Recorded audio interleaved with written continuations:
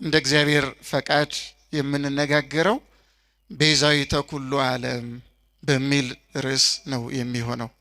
የእመቤታችን ዕለት ነው ዛሬ። በተለየ ሁኔታ ይሄ ቤተክርስቲያን የእናታችን የቅድስት ድንግል ማርያም ጽላት ያለበት ቤተክርስቲያን ነው። አይደለም? ነው አይደለም? የኪዳነ ምሕረት ልጆች ናቸው አይደላችሁ? ግን ስለ ኪዳነ ምሕረት አታውቁም አይደል? አይደል? የኪዳነ ምሕረት ልጆች ናችሁ፣ ግን ስለ ኪዳነ ምሕረት ብትጠየቁ ትመልሳላችሁ? እሺ፣ ኪዳነ ምሕረትን ትወዷታላችሁ? ጀግኖች ናችሁ። ስለሷ ስትጠየቁ መመለስ ካልቻላችሁ ስለሷ ፍቅር እንዳላችሁ በምን መግለጽ ትችላላችሁ? አሁን አንድን ነገር ብትወዱት የምትወዱትን ነገር ሳታውቁት የምትወዱት ነገር አለ? አንድ ወንድ አንዲትን ሴት ሳያውቃት ሊወድ ይችላል? አንዲት ሴትስ አንድን ወንድ ሳታውቀው ልትወደው ትችላለች? ሳናውቅ የምንወደው እስኪ ምንድን ነው ያለው? እና ፍቅር ካለን ፍቅር እንዳለን የምንገልጥበት አንዱ መንገድ ላፈቀርነው ነገር ያለን ውስጣዊ ፍላጎት የሚረጋገጠው ለዛ ነገር ያለን የማወቅ ጉጉት ፍላጎት ነው። በጣም የምንጓጓ ለመረዳት የምንፈልግ ለመማር የምንፈልግ ከሆነ በእርግጥም በዚህ አስተሳሰባችን የተወሰነም ቢሆን ፍቅራችንን መግለጥ እንችላለን። ግን ስለ እመቤታችን ከምናውቀው ይልቅ ስለ ሌላ ነገር የምናውቀው ነገር እየበዛ ከሄደ በእርግጥም እመቤታችን በአንደበታችን እንወድሻለን ከማለት በቀር እውነተኛ አፍቃሪ የመሆን ምልክት ላይታይብን ይችላል። ስለዚህ በተለየ ሁኔታ እዚህ ደብር ያላችሁ ሰዎች ስለ እመቤታችን ማወቅ ይጠበቅባቸዋል። ደብራችሁም ስለሆነ ማለት ነው።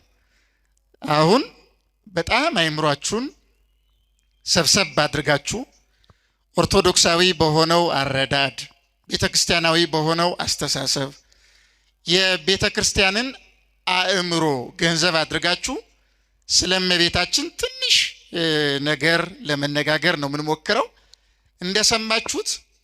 እንደሰማችሁት እመቤታችን ቅድስት ድንግል ማርያም ቤዛዊት አትባልም የሚል ሰምታችኋል አይደል? የተወሰነ እግዚአብሔር እንዲላሉት አባት አይነ ልቡናቸውን ያብራላቸው ነው። እንቀጥቀጣቸው እናሳፍራቸው? ሚሻለው ምንድነው? እግዚአብሔር ልቡናቸውን አብሩቶ ትክክለኛውን መረዳት ቢገልጡ አይደለም ነው? አይደለም? በአፋቸው አይደለም፣ በውስጣቸው ከውስጥ ማለት ነው። እመቤታችን ቤዛዊት ናት ብሎ አንድ ሰው ቤዛ አይደለችም ካለ በኋላ መልሶ ቤዛ ናት ብሎ በአፉ እየተናገረ በውስጡ ግን ቤዛ ብሎ ባይቀበላት ምንም ጥቅም የለውም። አንድ የሆኑ ቁርጥ አድርጎ ቤዛ አይደለችም ብሎ ቢወጣ ነው የሚሻለው። ማስመሰል ሌላ ተጨማሪ ቅጣት ስላለው ማለት ነው።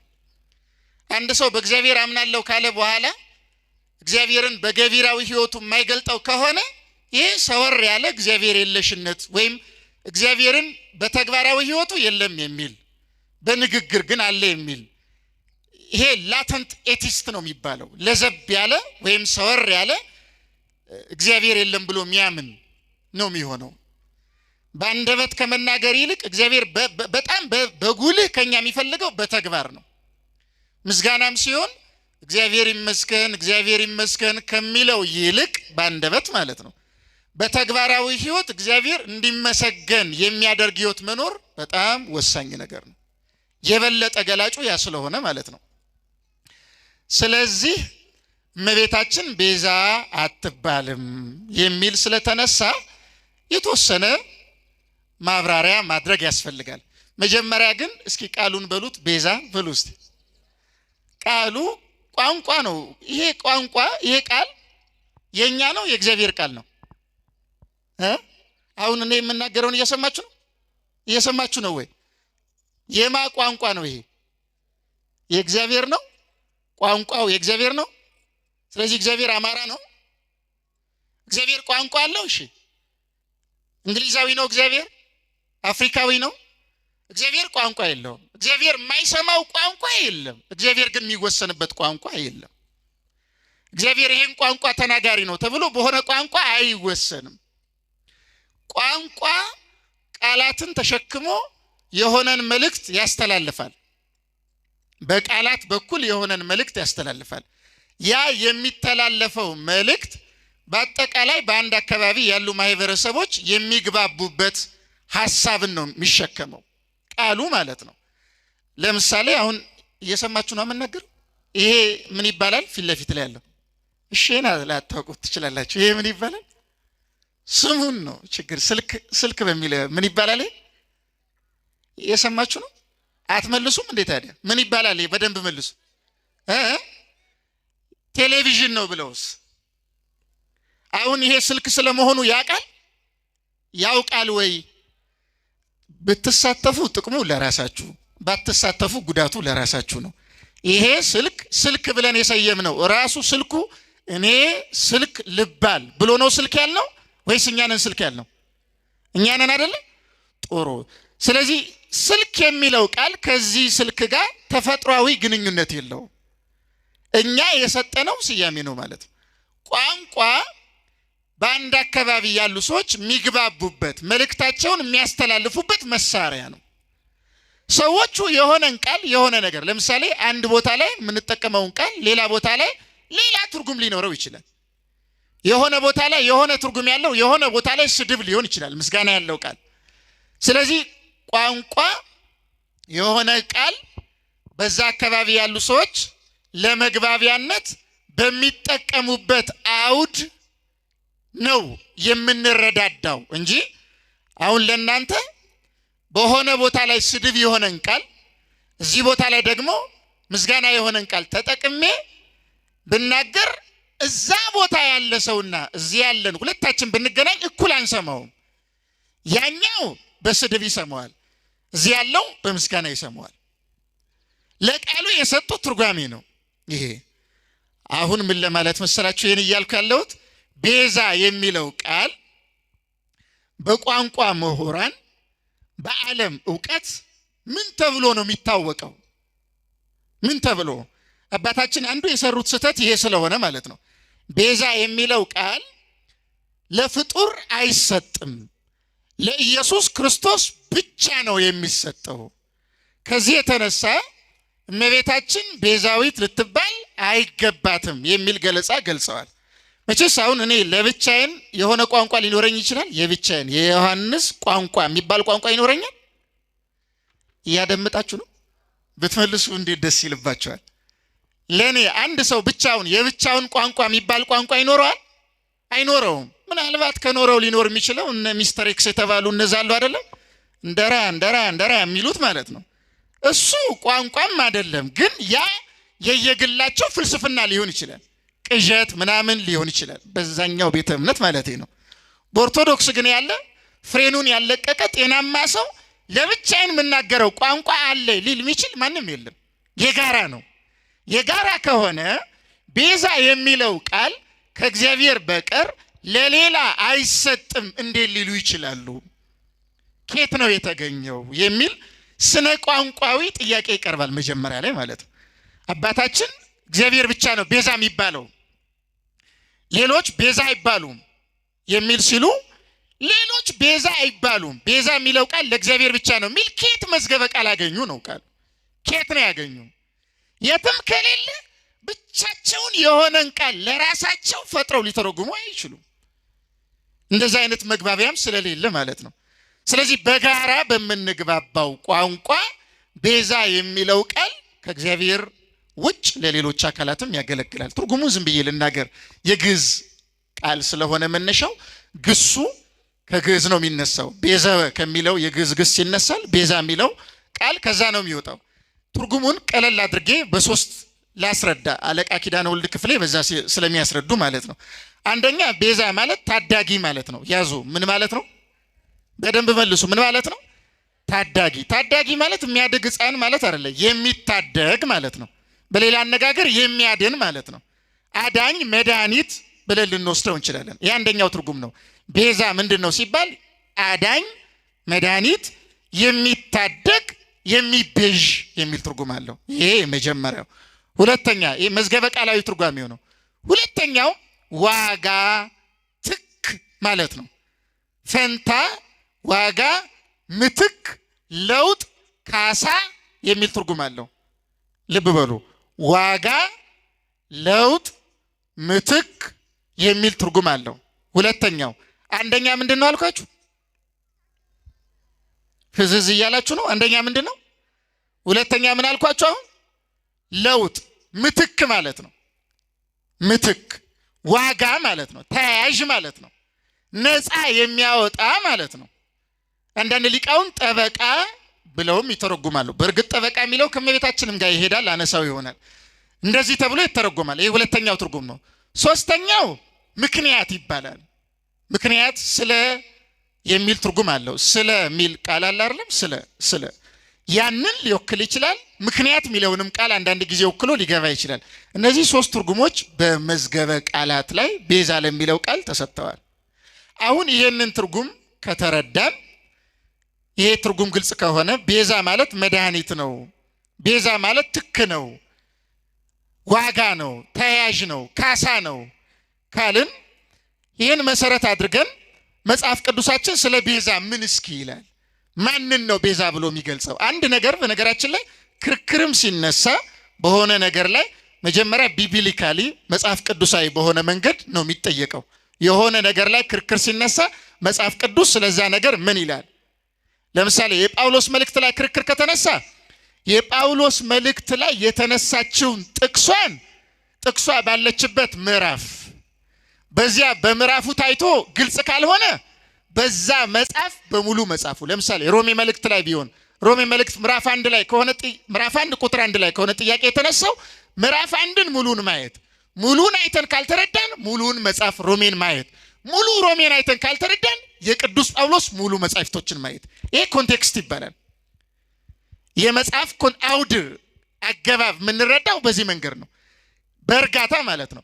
መጽሐፍ ቅዱስ ሲሆን በብሉይ ኪዳን ያሉትን በሐዲስ ኪዳን ያሉትን አንድ ላይ አድርገን፣ ለምሳሌ ከብሉይ አንድ ቢጠቀስ የተጠቀሰውን መጀመሪያ ልክ እንደነገርኳችሁ በመጽሐፉ ይታያል፣ በምዕራፉ በመጽሐፉ፣ ከዛ በነቢያት ከነቢያት ከሆነ የተነገረው፣ ከዛ እንዲህ እያለ በትርጓሜ በሐዲስ በወንጌል እያለ መጠቅለያው 4 ወንጌላት ናቸው። መጠቅለያው መጽሐፍ ቅዱስን በደንብ ለመረዳት ማለት ነው። እና ይህን ሐሳብ ከያዝን ቤዛ የሚለው ቃል በመጽሐፍ ቅዱስ ለብዙ አካላት መሰጠቱን ላሳይ። አሁን እግዚአብሔር ብቻ አይደለም ቤዛ ተብሎ የተገለጠው። የመጀመሪያው ግን እግዚአብሔር ቤዛ ይባላል። ይህን ከመጽሐፍ ቅዱስ ላሳይ። ቤዛ የሚለው ቃል ለእግዚአብሔር ሲገለጽ ለምሳሌ ኦሪት ዘጸአት ምዕራፍ 15 ቁጥር 13 ላይ በቸርነትህ የተቤዣቸውን ሕዝብህን መራህ ይላል። እስኪ በሉት፣ በቸርነትህ የተቤዣቸውን፣ ቤዛ የሆንካቸውን ማለት ነው። ምን ማለት ነው? በሌላ አነጋገር አንደኛ ነፃ ያወጣሃቸውን ከባርነት ነፃ እንዲወጡ ያደር። ለምን? ቤዛ የሚለው ነፃ አውጭ ማለት ስለሆነ ማለት ነው። እግዚአብሔር ነፃ ያወጣል። ከኃጢአት ሊሆን ይችላል፣ ከባርነት ሊሆን ይችላል፣ ከበሽታ ሊሆን ይችላል፣ ከህማም ሊሆን ይችላል፣ ከማንኛውም ነገር እግዚአብሔር ነፃ ያወጣል። አያወጣም? እግዚአብሔር ነፃ ያወጣል፣ ያድናል ማለትም ነው። በሌላ አነጋገር እግዚአብሔር ዘላለማዊ መድኃኒት ነው። እግዚአብሔር በባህሪው መድኃኒት ነው። እግዚአብሔር አዳኝ ነው። እና ይሄ አንደኛ የሚያመለክተው ይሄንን መሰረታዊ ሐሳብ ነው። እንደዚህ አይነት ጥቅሶች በጣም ብዙ አሉ። ግን ለእግዚአብሔር በመጽሐፍ ቅዱስ ቤዛ የሚል ቃል መገለጡ እንድትረዱ ብቻ ነው እችን የጠቀስኩት። እዚህ ጋር አንድ በደንብ አድርጋችሁ የምትይዙትን ነገር ልንገራችሁ። አሁን ቀላል አድርጌ እነግራችኋለሁ፣ በቀላሉ ለመስማት ሞክሩ። አብ በሉ እስኪ፣ በሉ አብ፣ ወልድ፣ መንፈስ ቅዱስ። አሁን አብ፣ ወልድ፣ መንፈስ ቅዱስ ስንል ስንት ስም ጠራ? እግዚአብሔር በስም ስንት ነው ማለት ነው? 3 ነው። የእግዚአብሔር ስሙ 3 ነው፣ ግን የአካል ስም ይባላል። ይሄ አሁን የገለጥኩት አብ ማለት የአብ የአካል ስም ነው። ወልድ ማለት የወልድ የአካል ስም ነው። መንፈስ ቅዱስ ማለት የመንፈስ ቅዱስ የአካል ስም ነው። የአካል ስማቸው ነው። ስለዚህ የአብ አካሉ ከወልድ አካል የተለየ ነው። የወልድ አካሉ ከመንፈስ ቅዱስ አካል የተለየ ነው። ልብ በሉ። የአብ አካል የወልድ አካል አይባልም። የወልድ አካል የአብ አካል አይባልም። የአብም አካል የመንፈስ ቅዱስ አይባልም። የአብ አካል ልዩ ነው። የወልድም አካል ልዩ ነው። የመንፈስ ቅዱስ አካልም ልዩ ነው። የአካል ስማቸውም ልዩ ነው። የአብ የአካል ስሙ አብ፣ የወልድ የአካል ስሙ ወልድ፣ የመንፈስ ቅዱስ የአካል ስሙ መንፈስ ቅዱስ ይባላል። ግልጽ ነው አነጋገሬ? ሶስት አካል ሶስት የአካል ስም አለ ማለት ነው። እየሰማችሁ ነው አይደለም? ግን ስንት አምላክ ነው የምናመልከው? መልሱ በደንብ። ስንት አምላክ ነው የምናመልከው? ይሄ አንዱ አምላክ ሶስት ስም አለው። ልብ በሉ፣ ሶስት ስም አለው። አሁን አባታችን አዳም ዕፀ በለስን በላ። እግዚአብሔር ይህን ዕፅ እንዳትበላ ብትበላ ትሞታለህ አለው። አዳም አባታችን የእግዚአብሔርን ቃል ትቶ የዲያብሎስን ቃል ተቀብሎ ዕፀ በለስን በላ። ልክ ዕፀ በለስን ሲበላ እግዚአብሔር ጸጋውን ገፈፈው፣ አራቀበት። ባህሪው ጎሰቆለ፣ የአዳም ተረገመ። እግዚአብሔር በስጋም በነፍስም ረገመው። አዳም ባህሪው ጎስቁሏል፣ ጸጋው ተገፏል፣ ርግማንም ደርሶበታል። አዳም አባታችን በምን ምክንያት? ዕፀ በለስን በመብላቱ ምክንያት ወደቀ። የፈረደበት እግዚአብሔር ነው። ለምን ፈረደበት? አድርግ የተባለውን ስላላደረገ፣ አታድርግ የተባለውን ስላደረገ። አሁን እግዚአብሔር የአዳም ፈጣሪው ነው። የፍጥረት ሁሉ ገዢ አድርጎታል። ክብር ሰጥቶታል፣ ጸጋ ሰጥቶታል፣ ባህሪውን ከፍ አድርጎለታል። ይህን እግዚአብሔርን አልሰማ ባለ ጊዜ ወደቀ አዳም። አዳም ሲወድቅ ከአዳም ጸጋውን የገፈፈበት፣ ባህሪውን ያጎሰቆለበት፣ መርገመ ስጋ መርገመ ነፍስ ያመጣበት የፈረደበት እግዚአብሔር ስለሆነ በአዳም ላይ የተፈረደውን ፍርድ የሚገለብጥለት አካል ያስፈልግ ነበረ። ይሄን ማድረግ የሚችል ከአበው የለም። እነ አብርሃም እነ ይስሐቅ እነ ያዕቆብ አይችሉም።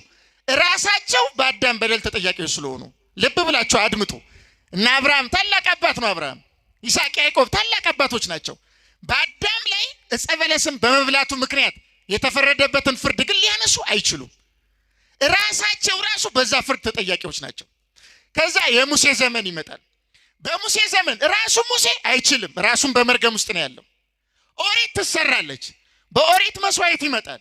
የበግ የላህም የፍየል የዋኖስ የርግብ ምናምን መስዋዕቶች ይቀርባሉ። እነዚህ መስዋዕቶች አዳም ዕፀ በለስን በመብላቱ ምክንያት ባህሪው ጎስቁሎ ጸጋው ተገፎ መርገም የስጋም የነፍስም መጥቶበት ከዚህ በኋላ ለኃጢአት የሚያዘነብል ይሆናል። በገነት እያለ ሐሳቡም ንግግሩም ገቢሩም ንጹህ ነበረ። ዕፀ በለስን ከበላ በኋላ ግን ለኃጢአት የሚገዛ ይሆናል። ስለዚህ በሐሳብም ይረክሳል፣ በንግግርም ይረክሳል፣ በገቢርም ይረክሳል። ይሄ አክቹዋል ሲን ይባላል። ገቢራዊ ኃጢአት ይባላል። ለኃጢአት ማዘንበል ይባላል። የመጣው ከቀደመው ኃጢአት ነው። ከመጀመሪያው ዕፀ በለስን ከመብላት ነው። ከባህሪ መጎስቆል የተነሳ ማለት ነው። ልብ በሉ። ታዲያ ሙሴ ራሱ አልቻለም። ራሱ በመርገሙ ስለነበረ መስዋዕቱ ኦሪት መጣ። የኦሪቱ መስዋዕት ይቅርታ ያሰጥ የነበረው የላህሙ፣ የበጉ፣ የፍየሉ፣ የዋኖሱ፣ የርግቡ የነዚህ መስዋዕት የሚቃጠለውም የማይቃጠለውም የእህል ቁርባኑም እነዚህ ይቅርታ ያሰጡ የነበሩት ከጊዜያዊ ኃጢአት ነው። ከመጀመሪያው በደል ከባህሪ መጎስቆል። እስኪ እንተናገሩ። በጣም ከባድ አይደለም። የባህሪ መጎስቆል በሉ እስኪ። የጸጋ መገፈፍ፣ መርገመ ስጋ መርገመ ነፍስ። ይህ የመጀመሪያው በአዳም በመጀመሪያ ኃጢአት ምክንያት ወደ ሰው ልጆች በሙሉ የመጣ ነገር ነው። የትኛውም የብሉይ ኪዳን መስዋዕት ከነዚህ ነገሮች ነፃ ሊያደርገን አይችልም። የብሉይ ኪዳን መስዋዕት የሚቀርበው ለኃጢአት ይቅርታ ነው። የሚያስተሰርየው ግን ጊዜያዊውን ኃጢአት ነው። ይህንን ኃጢአት ሊያስወግድ ይህንን ነገር ሊያስወግድ የሚችል ከፍጡር መካከል የለም። መስዋዕቱም አይችልም፣ አበውም አይችሉም፣ ሙሴም አይቻልም። ነቢያት መጡ፣ ጽድቃቸው እንደ መርገም ጨርቅ እንደተቆጠረላቸው ተናገሩ። ጽድቃችን እንደ መርገም ጨርቅ ተቆጠረ። እባክህ እግዚአብሔር ሆይ ቀኝህን ላክ፣ ብርሃንህን ላክ፣ አድነን ብለው ጸለዩ። ሊያድን ማንም አልቻለም። ይህንን ኢሳይያስ 63 ቁጥር 9 ላይ አኮ በመላክ ወአኮ በተንባል አላ ለሊሁ እግዚ ይመጽእ ወያድኖሙ። በመላክ አይደለም፣ ኖት ባይ ኤንጀል። ልብ በሉ፣ በመላክ አይደለም። እስኪ በሉ በመላክ አይደለም በሉ። መላክ አይደለም ያዳነን። በአዳም ላይ የተፈረደውን ፍርድ መርገመ ስጋ መርገመ ነፍስ፣ የባህሪ መጎስቆል፣ የጸጋ መገፈፍ፣ ይህንን የሻረለትና ወደ ቀደመ ልዕልና የመለሰው መልአክ አይደለም፣ ገብርኤል አይደለም፣ ሚካኤል አይደለም፣ ኡራኤል አይደለም፣ ኪሩቤል፣ ሱራፌል፣ ኃይላት፣ አርባብ፣ መኳንንት፣ ሊቃናት እነዚህ በአጠቃላይ በ10 ማድረግ ያሉ መላእክት አይደሉም። አኮ በመላክ አይደለም ማለት ቀጠለና ኖት ባይ ኢንተርሴሰር በአማላጅም አይደለም። ተመልከቱ፣ በአማላጅ አይደለም። አብርሃም አማላጅ ነው፣ ይስሐቅም አማላጅ ነው፣ ያዕቆብም አማላጅ ነው፣ ዮሴፍም አማላጅ ነው፣ ሙሴም አማላጅ ነው፣ ኢሳይያስ ኤርምያስ አማላጆች ናቸው፣ ዳንኤል ሕዝቅኤል አማላጆች ናቸው። በአማላጅ ግን አይደለም ሄዳን ነው አለ። ኖት ባይ ኢንተርሴሰር። ይህን ካለ በኋላ ምን ይላል? እርሱ ራሱ እስኪ ተናገሩ። እግዚአብሔር ወይም ጌታ ማለት ነው። በሉ እርሱ ራሱ ጌታ መጥቶ አዳነን። ስለዚህ ያዳነን ማን ነው? መልሱ እንጂ ያዳነን ማን ነው? እግዚአብሔር። አበው አይደሉም፣ ሙሴም አይደለም፣ ኦሪትም አይደለችም፣ ነቢያትም አይደሉም። ያዳነን አዳም ላይ የፈረደበት እርሱ ራሱ እግዚአብሔር ነው። ጥሩ። ከምንድን ነው ያዳነን? ቅድም ከገለጽኩላችሁ። እንዴት ነው ያዳነን? ዕፀ በለስን የበላው አዳም ነው። ሰው ነው የበደለው። የበደለው ማን ነው? ሰው ነው። ሰው ስለበደለ የአዳምን ኃጢአት ሊያነሳ የሚችለው ከሰው ወገን የአዳም በደል የሌለበት ነው። ከሰው ወገን ደግሞ የአዳም መርገም ያልደረሰበት የለም። ስለዚህ የግዴታ ከሰው ወገን ካሳ መከፈል ስለነበረበት፣ ቤዛ መከፈል ስለነበረበት ቅድም ከነገርኳችሁ ከአብ ከወልድ ከመንፈስ ቅዱስ ልብ ብላችሁ ስሙ። ከአብ ከወልድ ከመንፈስ ቅዱስ ከሶስቱ አካላት አንዱ አካል ወልድ በተለየ አካሉ ከመቤታችን ከቅድስት ድንግል ማርያም ከስጋዋ ስጋ ከነፍሷ ነፍስ ነስቶ ወደዚህ ዓለም መጣ። እያደመጣችሁ ነው አይደለም? ሰው የሆነው አብ አይደለም። ሰው የሆነው መንፈስ ቅዱስ አይደለም። ሰው የሆነው ማን ነው? ወልድ ነው። እስኪ በሉ ማን ነው ሰው የሆነው? ወልድ ነው። ለምን ሰው ሆነ? የአብ ግብሩ የአካል ግብር ምናምን የሚባል ነገር አሁን ተናግሬ አላወዛግባችሁም። የአካል ግብር የሚባል ግን ይሄ ውጫዊ ውስጣዊ ምናምን የሚለውን ትተን ማለት ነው። ሥላሴ በአካል 3 ናቸው፣ በአካል ስምም 3 ናቸው። የአካል ግብር ደግሞ የሚባል አለ። የአካል ግብር ማለት ምን ማለት ነው? በአጭር አገላለጽ አብ ወላዲ አስራጺ ይባላል፣ ወልድ ተወላዲ ይባላል። ከበደኝ እያላችሁ የሚል ፊት እያየው ነው። ቢከብዳችሁም ዋጡ። እሺ፣ አንዳንድ ጊዜ ዋጥ ማድረግ ያስፈልጋል። ዝም ብላችሁ ከረሜላ እያኘካችሁ ብቻ መሄድ የለባችሁ። የአብ ግብሩ ተናገሩ እስኪ። የአብ ግብሩ በሉ ወላዲ አስራጺ መሆን ነው። በሉ ወላዲ አስራጺ መሆን ነው። ይህ ልዩ የአብ ግብር ይባላል። የወልድ ግብሩ በሉ ተወላዲ መሆን ነው። የመንፈስ ቅዱስ ግብሩ ሰራጺ መሆን ነው። ስለዚህ አብ ተወላዲ አይባልም ወይም ሰራጺ አይባልም። አብ ምንድን ነው ሲባል ወላዲ አስራጺ። ወልድ ምንድን ነው ሲባል ተወላዲ፣ ሰራጺም አይደለም፣ ወላዲም አይደለም፣ አስራጺም አይደለም። ወልድ ምንድን ነው? ተወላዲ ነው። መንፈስ ቅዱስ ምንድን ነው? ተወላዲም አይደለም፣ ወላዲም አይደለም፣ አስራጺም አይደለም፣ ሰራጺ።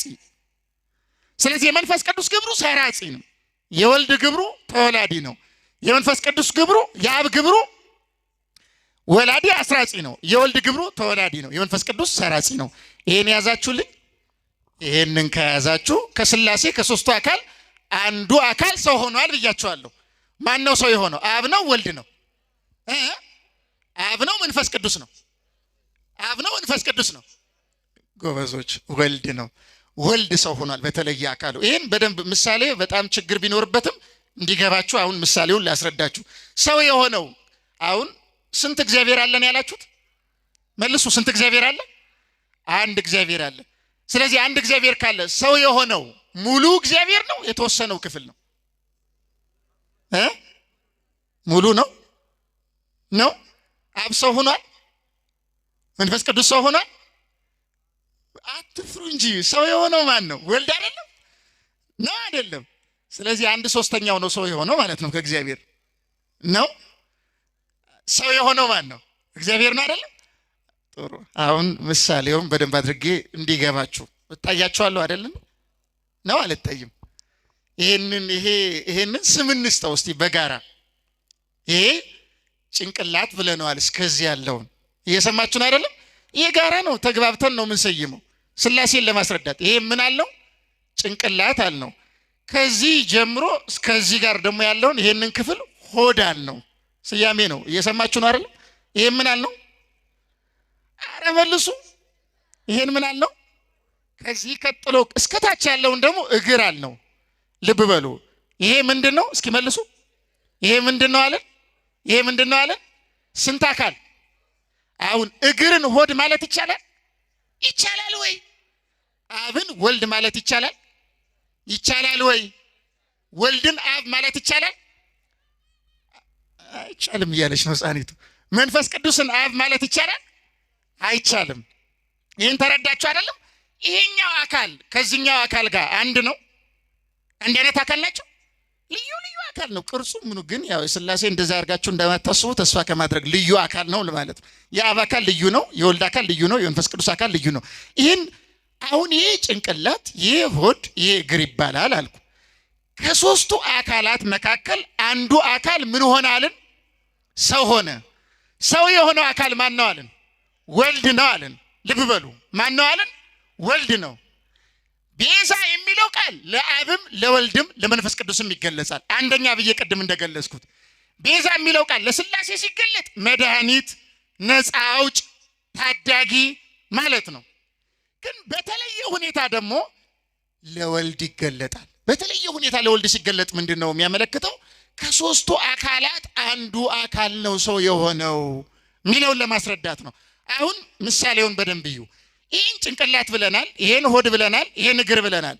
አሁን እኔ እግሬን ውሃ ውስጥ ብከት እየሰማችሁኝ ነው አይደለም? እየሰማችሁ ነው ወይ? እግሬን ውሃ ውስጥ ብከት ውሃ ውስጥ የገባው የኔ ስም ዮሐንስ ነው። እሺ በዛው እንዲያመቻችሁ የዮሐንስ ሆዱ ነው ይባላል። እየሰማችሁ ነው? እግሬ ውሃ ውስጥ ገባ፣ የዮሐንስ ሆዱ ውሃ ውስጥ ገባ ይባላል። የዮሐንስ ጭንቅላቱ ውሃ ውስጥ ገባ ይባላል። ይባላል ወይ? ምንድነው ውሃ ውስጥ የገባው? እሺ እግሬ ውሃ ውስጥ ሲገባ ከአካሌ ከሆዴና ከጭንቅላቴ ተገንጥሎ ነው የገባው? ተቆርጦ ማለት ነው የገባው? አይደለም። እሺ እግሬ ውሃ ውስጥ ሲገባ ውሃው የሚያቃጥል ከሆነ አይሰማኝም? ራሴ አፍስ አይጮህም ይላል? አይጮህም? ይጮሃል አይደል? አንድ እግዚአብሔር፣ የእግዚአብሔር ባህሪ አንድ ነው። አንድ ነው የእግዚአብሔር ባህሪ። ሰው የሆነው በተለየ አካል ልክ የኔ እግር ውሃ ውስጥ እንደገባ ከሥላሴ መካከል አብ አይደለም ስጋን የተዋሃደው፣ መንፈስ ቅዱስ አይደለም ስጋን የተዋሃደው። ስጋን የተዋሃደው ማን ነው? ልክ እግሬ ውሃ ውስጥ ገባ እንዳልኩ ስጋን የተዋሃደው ከሶስቱ አካላት አንዱ አካል ወልድ ነው። ሰማችሁኝ አይደለም? ለምንድን ነው ስጋን የተዋሃደው? ለምን ስጋን ነሳ ስንል ስለኛ፣ ስለ ዓለም ሁሉ፣ ስለ ሁላችን ቤዛ ሊሆን። ምን ማለት ነው ቤዛ መሆን ማለት?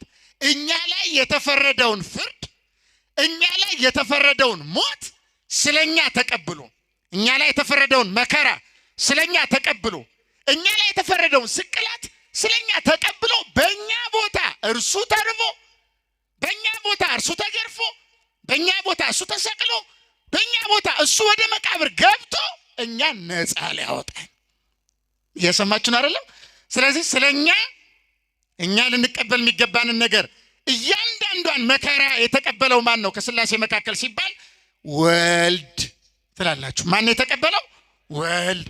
ይሄን በመቀበሉ ወልድ ምን ተባለ? ቤዛ። እስኪ ተናገሩ፣ ምን ተባለ? ለምን ቤዛ ተባለ? ስለኛ ምን ስላለ? ስለተራበ። እኛ ልንቀበል የሚገባውን በእኛ ፋንታ ተተክቶ፣ ቤዛ ማለት ትክ ማለት ነው አላልኳችሁ?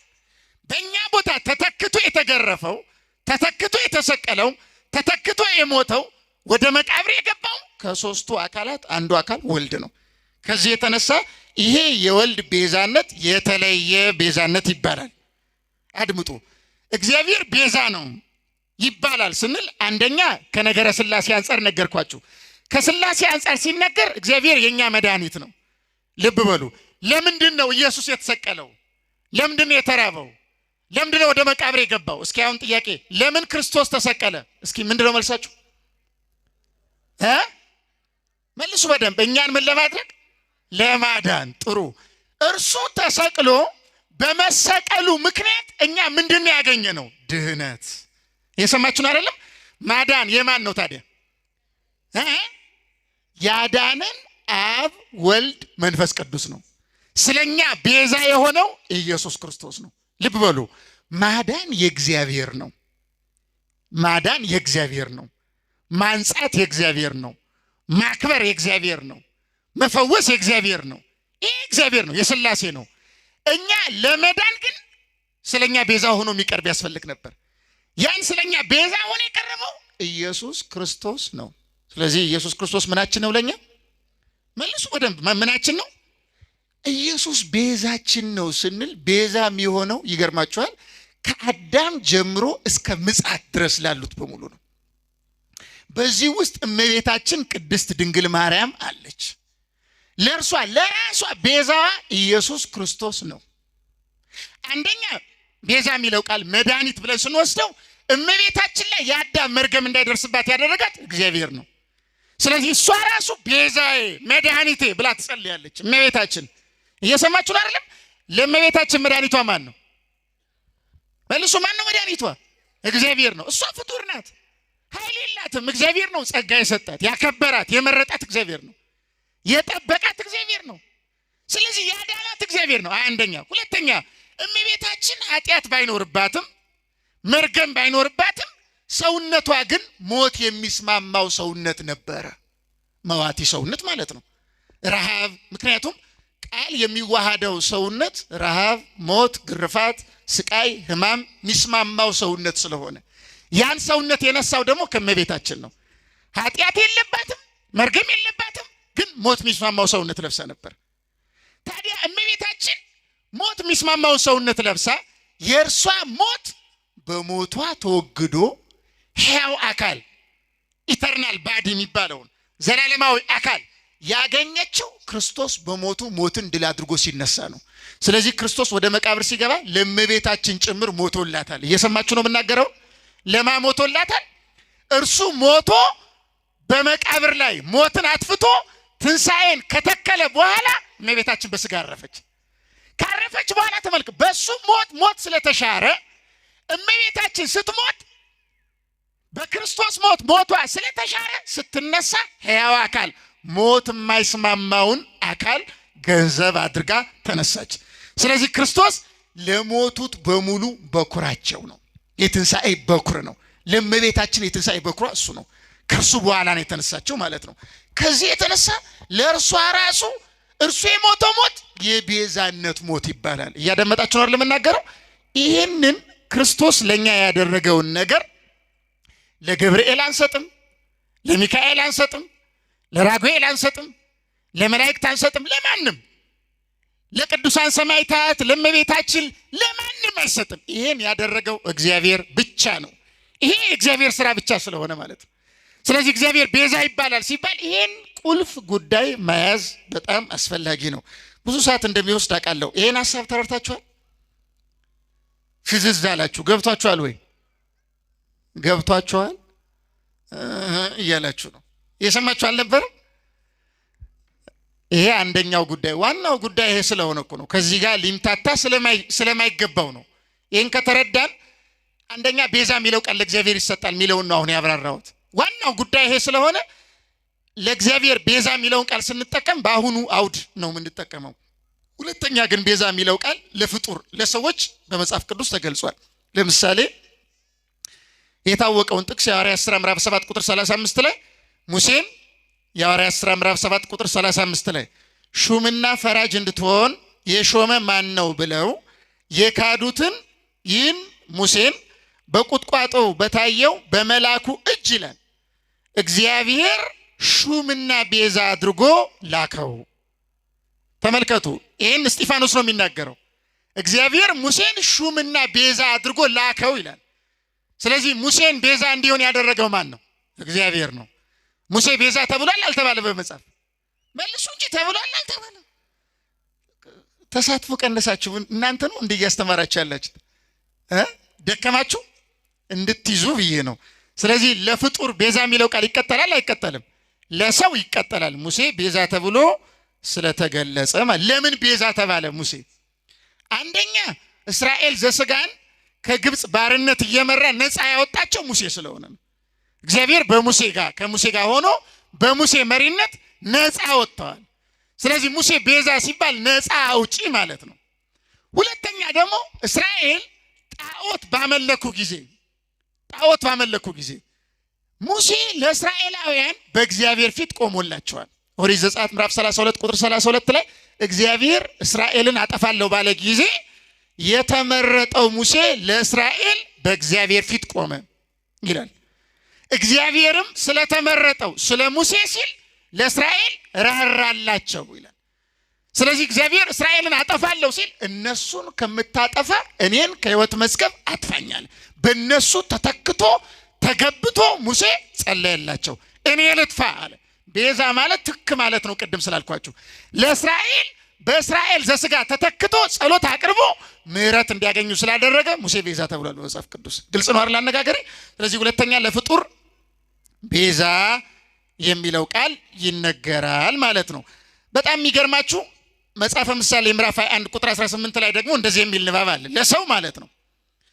ኃጥእ የጻድቅ ቤዛ ነው።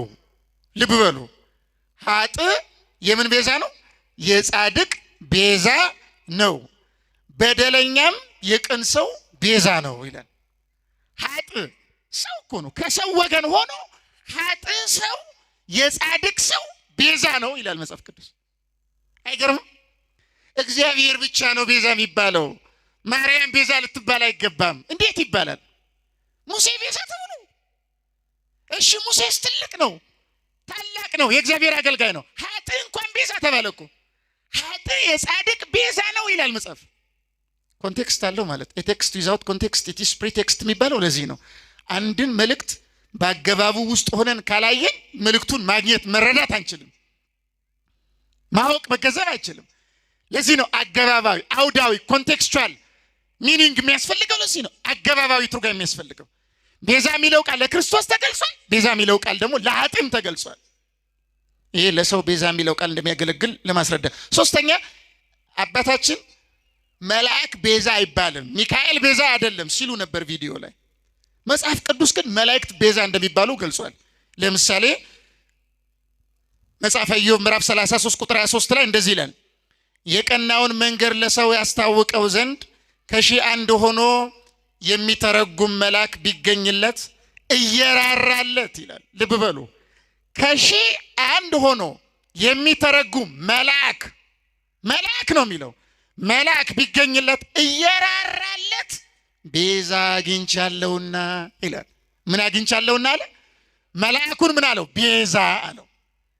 ተመልከቱ እንግዲህ ቤዛ የሚለው ቃል ለመላእክት ሊገለጽ ይችላል ማለት ነው። ለምንድን ነው የሚገለጠው? አንደኛ ቅድም እንደነገርኳችሁ ቤዛ መድኃኒት ማለት ነው፣ ታዳጊ ማለት ነው። ምን ተብሎ ተጽፏል? እዚህ የምታውቁት ንባብ አለ መዝሙር 33 ላይ ይታየን መልአከ እግዚአብሔር አውዶሙ ለእለ ይፈርህዎ ወያድኅኖሙ።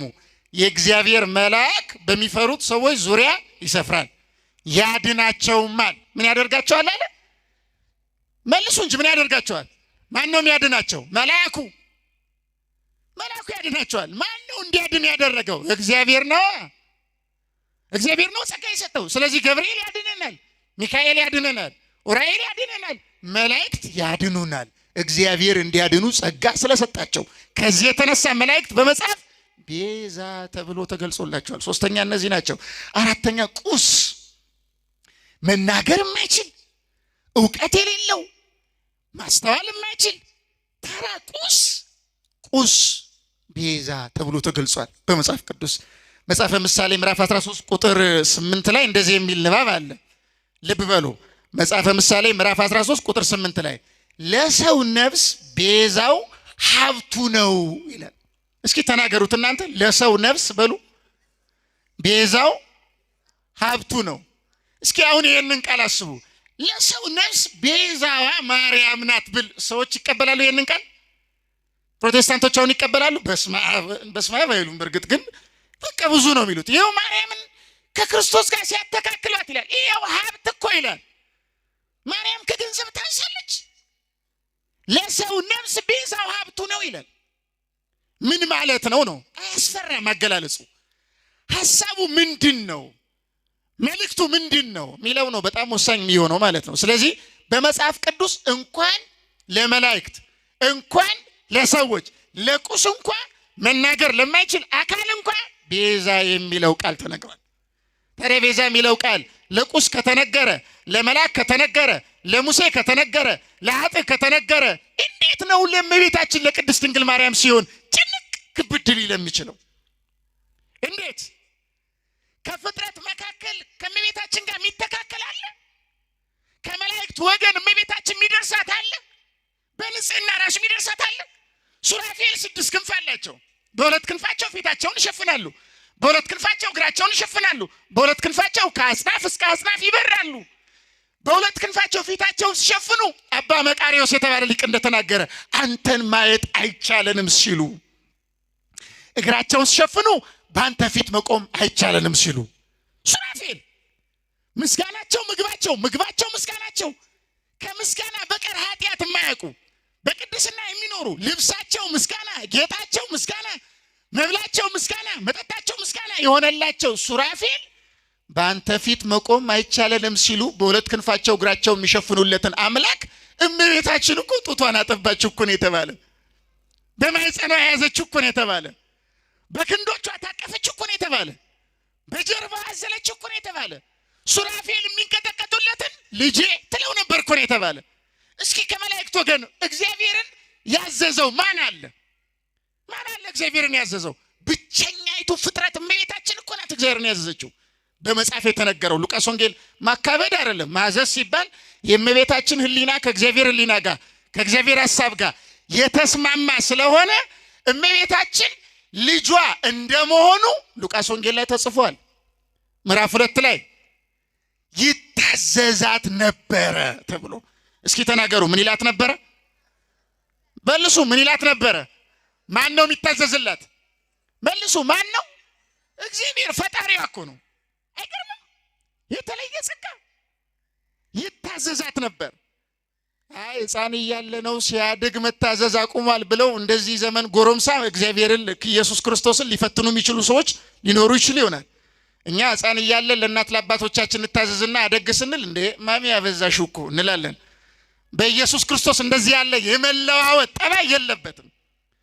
ሕፃን እያለም አምላክ ነው፣ እያደገም ሲሄድ አምላክ ነው። አይለወጥማ። አንተ ክመ ወአመት ከን ይዘያልቅ የተባለለት ነው። አንተ ግን ያው አንተን አመታቶች ከቶ አያልቅም። ስግው ቃል ኢየሱስ ክርስቶስ እግዚአብሔር ነው፣ አይለዋወጥም። ታዲያ ያን ያህል አምላክ ታዘዘላት ተብሎ እስኪገለጥ ድረስ ክብሯ በመጽሐፍ ቅዱስ የተጻፈላትን እናት ቤዛ ማለት ምን ድንቅ ምን ብርቅ ነው። በመጽሐፍ 5ኛ ሮሜ መልእክት ምዕራፍ 8 ቁጥር 23 ላይ የሰውነታችን ቤዛ የሆነውን ልጅነትን እየተጠባበቀን ይላል። የሰውነታችን ቤዛ የሆነውን ልጅነትን ይላል። ልጅነትን ራሱ ቤዛ ይለዋል መጽሐፍ ቅዱስ። አሁን እነዚህ አካላትን ተመልከቱ እስኪ አስቡ። አንድ ሰው መጽሐፍ ቅዱስን በምልአት ከተረዳ በኋላ ቤዛ የሚለው ቃል ለነዚህ አካላት መገለጡን ከተረዳ እንዴት እመቤታችን ቤዛ አትባልም? ቤዛ የሚለው ቃል ለእመቤታችን አይገባም ብሎ እንዴት ሊከራከር ይችላል ነው ጥያቄው። መጀመሪያ ይሄ በጣም አደገኛ ችግር ነው። ወይም ቪክቲም ሜንታሊቲ ውስጥ መሆን፣ መታመም፣ መጎዳት፣ የሆነ ጥላቻ መያዝ፣ ስለ እመቤታችን ስርዓት ባለው መንገድ አለመረዳት። እመቤታችን ቤዛ ስላላት በነገራችን ላይ በዚህ ዓለም ያለ ቋንቋ የትኛውንም ቋንቋ ለእመቤታችን ብንገልጽ የእመቤታችን ክብሯን፣ ልዕልናዋን፣ ከፍታዋን፣ መጠኗን ልንደርስና ልንገልጸው አንችልም። እንኳን እኛ ኃጥአን ቅዱስ ኤፍሬም ሶርያዊ ሂምን ኦፍ ዘ ቸርች በተባለ በጣም ድንቅ የሆነ መጽሐፍ የቤተክርስቲያን ዝማሬ ላይ እመቤቴ ሆይ ንጽህናሽን እያደነቅኩ እየተመሰጥኩ እየመረመርኩ እየተገረምኩ ሄድኩና ይላል ከእናቶች መካከል አገኘሁሽ ተሰልፈሽ ይላል። ሳገኝሽ ከእናቶች መካከል ልጅሽ ግን በድንግልና ነው የተሰለፍሽው። ታዲያ በእናትነት ብቻ ከእናቶች መካከል ትገኝ እንዴ ብዬ ወደ ደናግላን ማይበር ደግሞ እንደገና ሄድኩኝ አለ። በደናግላን መካከል ደግሞ ልጅ ታቅፈሽ አገኘሁሽ አለ። እየሰማችሁ ነው አይደል? እናት ድንግልም ስለሆነች ማለት ነው። ያንቺን ነገር እየመረመርኩ ሲሄድ እንዲህ የሚረቅብኝ ከሆነማ የልጅሽ ነገር እንዴታ ብሎ ይመሰጣል። ታዲያ ቅዱስ ኤፍሬም ሶርያዊ ስለ እመቤታችን ይህን ያህል ከተናገረ እመቤታችን ቤዛ በቃላት መግለጥ ኤፍሬም እኮ ምን ይላል መሰላችሁ? እዚሁ የእመቤታችን እዚሁ የቤተክርስቲያን ዝማሬ ላይ ምን ብሎ ይናገራል ቅዱስ ኤፍሬም? በገናዬ ሆይ ና የአምላክን እናት ለማመስገን ተነቃቃ። አሁን እኮ ይሄ ጅልነት ይመስላል። አሁን እኔ ይሄን ማይኩ ሆይ ና ከኔ ጋር ለመዘመር ተነቃቃ ስለው ይሄ ሰው አላበደም እንዴ? ማይኩ ምን ያቅና ነው የሚናገረው አትሉኝም ይሆን? ኤፍሬም ይሁት በገናዬ ሆይ አለ ና የአምላክን እናት ለማመስገን ተነቃቃ አለው።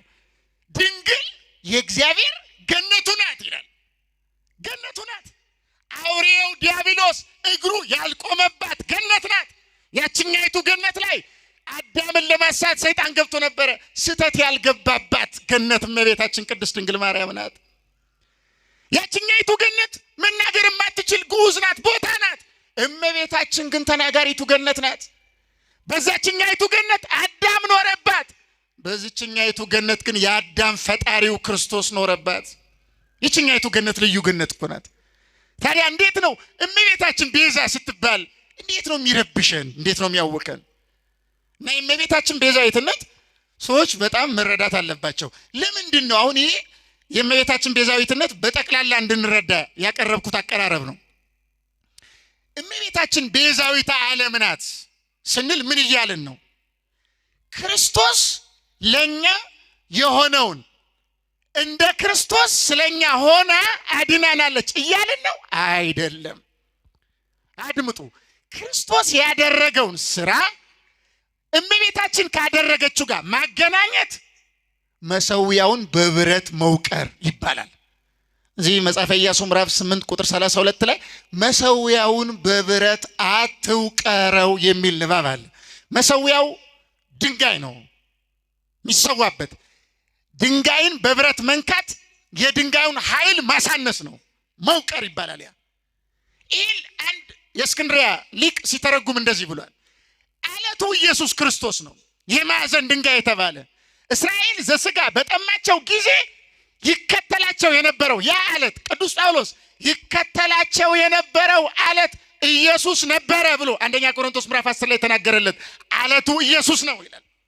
በብረት መውቀር ማለት ምን ማለት ነው? የፍጡርን ስራ ለፈጣሪ መስጠት ነው ይላል። የሰማችሁ ነው አይደለም? የፍጡርን ስራ። ስለዚህ እመቤታችን ክርስቶስ ያደረገውን አድርጋለች ፈጽማ ቤተክርስቲያን አትልም። እሷን ቤዛዊተ ዓለም ስንል ክርስቶስ ያደረገውን አድርጋለች ብለን አይደለም፣ ይሄን ብለን አይደለም። ወይም ደግሞ ካቶሊኮች ብዙዎቹ ሁሉም ባይሆኑ ኮሪዲምትሪክስ ዊዝ ጋድ የሚል ትምህርት አላቸው። ይሄ ባጭር ምን ማለት ነው? ሪዲምትሪክስ ማለት ኮሪዲምትሪክስ ማለት ከልጇ ጋር አብራ አድናለች። ዓለምን ያዳነው ማን ነው ሲባል ኢየሱስ አይደለም፣ ማርያምና ኢየሱስ በጋራ ነው ያዳኑት። እየሰማችሁ ነው? እንደዚህ ብለው የሚያምኑ ካቶሊኮች አሉ። በኦርቶዶክስ ግን ይሄ የተወገዘ ነው። ክርስቶስ 90% ወይም 80% አዳነን፣ እመቤታችን ደግሞ 20% የሚባል የለም። ከአዳም የቀደመ በደል፣ ከባህሪ መጎስቆል፣ ከጸጋ መገፈፍ ያዳነን ስለኛ ቤዛ ሆኖ የቀረበ ኢየሱስ ክርስቶስ ብቻ ነው። ድህነቱን የሰጠን አብ፣ ወልድ፣ መንፈስ ቅዱስ ነው። እየሰማችሁ ነው አይደለም? ስላሴ። ይህንን ማንም አላደረገው፣ ማንም አያደርገው፣ ማንም።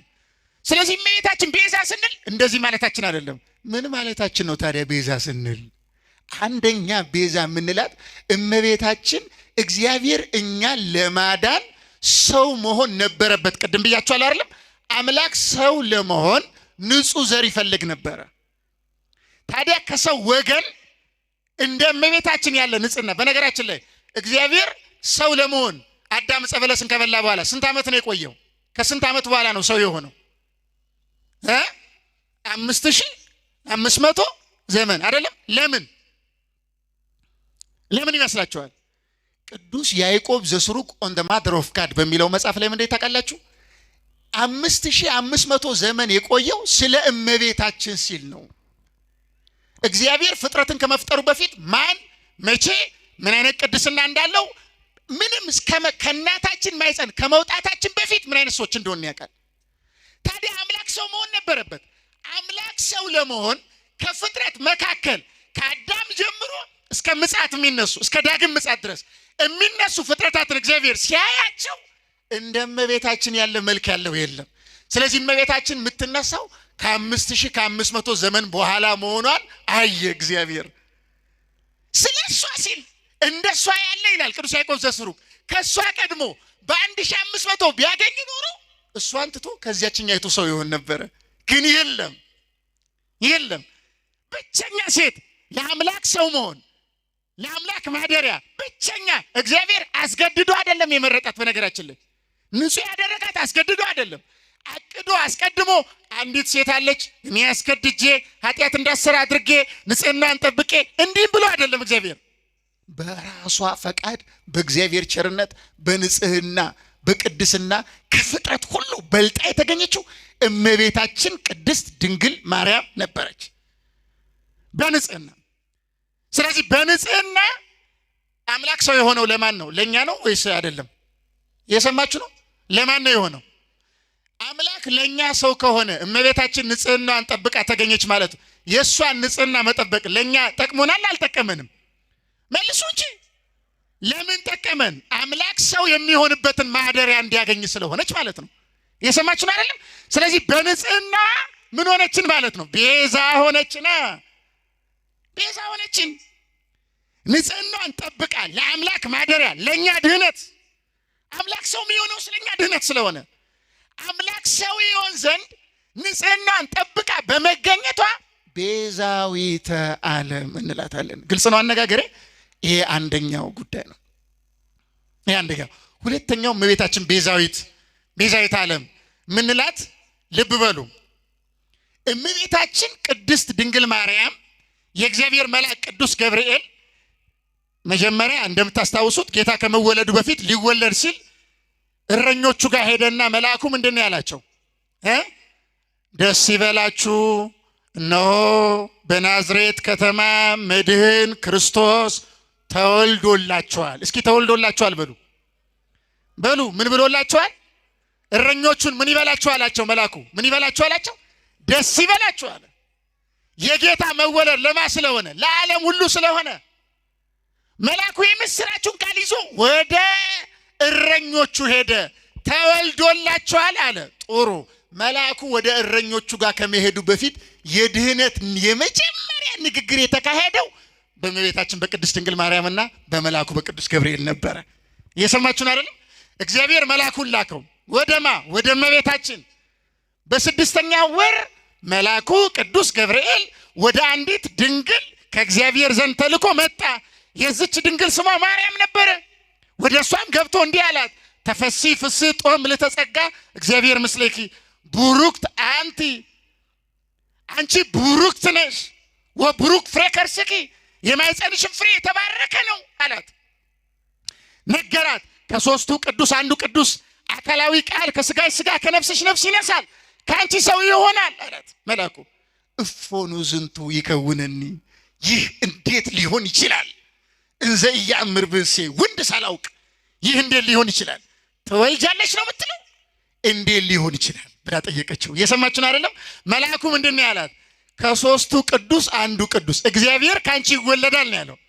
ቅዱሱ የእግዚአብሔር ልጅ ይባላል ካንቺ የሚወለደው ነው ያለው። አሁን ልብ በሉ። እመቤታችን መልአኩ ምን እያላት ነው? እግዚአብሔር ካንቺ ይወለዳል እያላት ነው። ማን ይወለዳል እያላት ነው? መልሱ እንጂ። እግዚአብሔር ከሰው ተወልዶ ያውቃል ወይ? እግዚአብሔር ከሰው ሊወለድ ይችላል የሚለው ቃል አይከብድም? እስካሁን ድረስ እኮ እግዚአብሔር እንዴት ተወለደ ብለው የሚጠይቁ ሰዎች አሉ። በጣም ከባድ እኮ ነው። አብርሃም ያን ያህል እምነት ያለው አብርሃም፣ ያን ያህል ከእርሱ ጋር የነበረችው ሳራም ዘራቸው መጥሮ የመውለጃ ጊዜያቸው አልፎ በእምነቱ ያንን ብቻ ተቀብሎ ወልዷል። በእግዚአብሔር ቸርነት ለመውለድ ዘካርያስ ግን የአዲስ ኪዳን ካህን ሆኖ በቤተ መቅደስ መስዋዕት እያሳረገ መልአኩ ቤተ መቅደስ እያለ ተገለጠና ዘካርያስ ሆይ እነሆ ጸሎት በእግዚአብሔር ዘንድ ተሰምቷል፣ ሚስት ኤልሳቤጥ ትጸንሳለች አለው። ያን ጊዜ ዘካርያስ ሊቀበል አልቻለም። ከሚስት ከኤልሳቤጥ ትጸንሳለህ ተብሎ ሊቀ ካህናት ሆኖ ቤተ መቅደስ ላይ ሆኖ ጸሎት እየጸለየ መልአክ ተገልጦ አልቀበል አለ ዘካርያስ። እመቤታችን ግን አስቡ እንደ ዘካርያስ ሚስት እንዳለው ለእመቤታችን ባል የላትም። ዘካርያስ ተራ ሩቅ ብስ የሆነ ቅድስና ንጽህና ቢኖረውም ከሰዎች ወገን የሆነ በክብሩ በጣም ከፍ ያለ ቅዱስ ዮሐንስ መጥምቅን ትወልዳለህ የተባለው እንዴት አለ።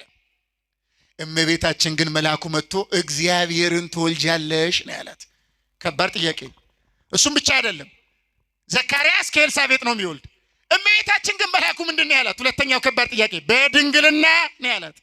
እንዴት ብላ ስትጠይቅ ኤልሳቤጥ እኮ ጸንሳ አሁን 6 ወር ሆናት፣ እሷማ ቤቷ ዘካርያስ አለላት። እኔ እኮ ብቻሽን ትወልጃለሽ ነው የምትለው፣ ያለ ወንድ እንዴት መውለድ ይቻላል? ምድር ያለ ዘር ፍሬ ትሰጣለችን? ሴትስ ያለ ወንድ ትወልዳለችን? እስኪ ምሳሌ አንጣ። ምን ምሳሌ ያመጣል ቅዱስ ገብርኤል? ለእግዚአብሔር የሚሳነው ነገር አለን ነው ያላት። እየሰማችሁ ነው አይደለም? ከእመቤታችን ጋር ተነጋገረ። የተነጋገረው ያ ነገር የድህነት ነው፣ የነገረ ድህነት ነገር ነው። ዜናው የድህነት ነው።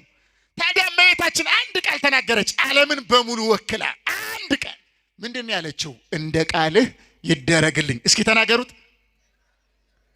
አሁን እንደው ኢፍ አይ ዌር ኤ በርድ ሚል ታውቃላችሁ? ኮንዲሽናል ሴንቴንስ ወፍ በሆን ኖሮ ምናምን ሚል ማለት ነው። እበር ነበረ ወይም በዚያ ዘመን ብኖር ኖሮ ብለን እንድናስብ ብዬ እኮ ነው። እመቤታችን በነበረችበት ጊዜ መልአኩ ይሄንን ቃል ሲነግራት እኛ በአካለ ሥጋ ብንኖር ገና ድህነት ያልተፈጸመ አምላክ ሰው ያልሆነ ግን መዳንን ምንፈልግ ልክ እንደ ነቢያቱ ውረድ ተወለድ አድነን ብለን እየጸለይን ቢሆን ኖሮ ተሰብስበን እያለ በጉባኤ መጥቶ የመዳናችሁ ምክንያት እሷ ናት፣ እሷ እሺ ካላለች እያለ እግዚአብሔር በአደባባይ ተሰብስበን ቢጠይቃት ኖሮ ምን እንል ነበረ? በጋራ እባክሽ እናታችን ሆይ እሺ በይ አትሉም ይሆን? ምክንያቱም እሷ እሺ ካላለች አምላክ ሰው አይሆንማ። አምላክ ሰው ካልሆነ ገነት አይከፈትማ። አምላክ ሰው ካልሆነ የአዳም መርገም አይፋቅማ። ስለዚህ እመቤታችን እንደ ቃልህ ይደረግልኝ ያለችው ቃል ዓለምን በሙሉ ወክላ የተናገረችው ቃል ስለሆነ ያ ንግግሯ ቤዛዊተ ዓለም አሰኝቷታል። ግልጽ ነው አነጋገሬ? ግልጽ ነው ወይ? ሌላ ዝርዝር አለው 4፣ 5፣ 6 እያለ ማለት ነው። ታላላቅ የቤተክርስቲያን ሊቃውንት በስፋት በምላት ስላስተማሩ ባጭሩ ቅዱስ ኢሬኒዮስ እመቤታችንን የሔዋን ጠበቃ አድቮኬት ኦፍ ኤቪ ይላታል። የሔዋን ጠበቃ እመቤታችን ቅድስት ድንግል ማርያምን ይላታል። በቀደመችው ሔዋን ወደ ዓለም ሞትና ስተት ገባ። ልብ በሉ፣ በቀደመችው ሔዋን በሔዋን ምክንያት ሞት ገባ፣ ስተት ገባ ወደ ዓለም። በእመቤታችን ምክንያት ግን ሕይወት ወደ ዓለም ገባ። የሰማችሁን አይደለም? ያችኛይቱ የሞት በር ሆነች፣ የስተት በር ሆነች፣ የኃጢአት በር ሆነች፣ የርግማን በር ሆነች፣ የርኩሰት በር ሆነች የቀደመችው ሔዋን። እመቤታችን ግን ዳግሚት ሔዋን ናት። እመቤታችን ዳግሚት ሔዋን ናት። እመቤታችን የስህተት ምክንያት አይደለም የሆነችው። ያችኛይቱ ያለማመን ምክንያት ናት፣ ይችኛይቱ የማመን። ጁስቲን ማርቲር ብዙ ታላላቅ ቅዱሳን እንደሚናገሩ ያችኛይቱ ያለመታዘዝ ምክንያት ናት፣ ይችኛይቱ የመታዘዝ። ያችኛይቱ የትዕቢት ምክንያት ናት፣ ይችኛይቱ የትህትና። ያችኛይቱ የጥርጣሬ ምክንያት ናት፣ ይችኛይቱ የእምነት። ያችኛይቱ የሞት ምክንያት ናት፣ ይችኛይቱ የሕይወት። ከዚህ የተነሳ በአንጻር ማለት ነው እመቤታችንና ሔዋን ስናነጻጽራቸው እመቤታችን ሔዋን በእሷ ምክንያት ለዓለም ሁሉ ሞት እንደደረሰ በእመቤታችን ምክንያት ደግሞ ለዓለም ሁሉ ሕይወት ደረሰ ለማለት ቤዛዊተ ዓለም እንላታለን። ግልጽ ነው አገላለጽ ይሄ። ስለዚህ በንጽጽር ነው ከሔዋን ጋር ያቺ የሞት የዓለም ሁሉ ሞት ምክንያት እንደሆነች የጥፋት ምክንያት እንደሆነች እመቤታችን ግን የሕይወት የብርሃን የደስታ የድህነት። እንዲያውም ከዚህ የተነሳ እንዲያውም ምን ይላል አባ ጄሮም የቀደመችው ሔዋን የሰው ሁሉ እናት ናት፣ ማርያም ግን የድህነት እናት ናት ይላታል። የምን እናት አላት? የድህነት። በጣም አይገርም? የድህነት። ቅዱስ ኢሬኔዎስ ደግሞ ሔዋን የፍጥረት ሁሉ እናት ናት፣ ልክ ነው በመጽሐፍ እንደተጻፈ። እመቤታችን ግን ወደ ኋላ ለራሷ ለሔዋን እናቷ ናት ይላል። በጣም አይገርም? ለሔዋን ራሱ ለአዳም እና ምን ማለት ነው? የወለዷትን ወለደቻቸው። እንደገና አይገርምም? አዳም አባቷ ነው፣ ሔዋን እናቷ ናት ለእመቤታችን በስጋ ስንቆጥር። የሔዋን የአዳም የልጅ ልጅ ስለሆነች ማለት ነው። ግን በተገላቢጦሽ ክርስቶስን በወለደችበት ጊዜ ለአዳምም ለሔዋንም ለአብርሃምም ለይስሐቅም ለያዕቆብም ለአጠቃላይ ለቅዱሳን በሙሉ እናታቸው ሆነች ቅድስት ድንግል ማርያም። በዚህ ምክንያትም በቤታችን ቅድስት ድንግል ማርያምን ቤዛዊተ ዓለም እያልን እንጠራታለን። እንግዲህ ከዘረዘር ነው በጣም ብዙ ነገሮች ጋር ይሄዳል። ግን ሰዓት እንዳይሄድ ከመስጋት ጋር ግልጽ ነው ለመናገር የሞከርኩት። ገብቷችኋል ወይ? ገብቷችኋል? ስለዚህ እመቤታችን ምን ትባላለች? መልሱ። ምን ትባላለች? እመቤታችን ምን ትባላለች? መልከ ሕማማት ባለፈው ሲዜም ነበረ። ቤዛዊተ ኩሉ ዓለም ሰላም ለኪ። ትዝ አይላችሁም? የዓለም ሁሉ መድኃኒት ሰላምታ ይገባሻል። እንደዚህ እያሉ ማለት ነው። ሰዓታቱ ላይ ደግሞ ቅድስት ማርያም ቤዛዊተ ኩሉ ዓለም ማዕት ቅዱሳን ያላሉት የለም ስለ እመቤታችን ቤዛነት እና ከዚህ አንጻር የሚታይ ነው የእመቤታችን የቅድስት ድንግል ማርያም ቤዛዊትነት። ስለዚህ እግዚአብሔር አምላካችን እንደ ኃጢአታችን እንደ በደላችን ሳይመለከት ምስጢሩን በአግባቡ ተረድተን እናታችን ቅድስት ድንግል ማርያምን አክብረን በአማላጅነቷ ተጠብቀን የእግዚአብሔርን መንግስት እንድንወርስ እግዚአብሔር በቸርነቱ ሁላችንም ይርዳን። ያስተማረን የመከረን የአባቶቻችን አምላክ ልዑል እግዚአብሔር ስሙ የተመሰገነ ይሁን። ወስብሐት ለእግዚአብሔር።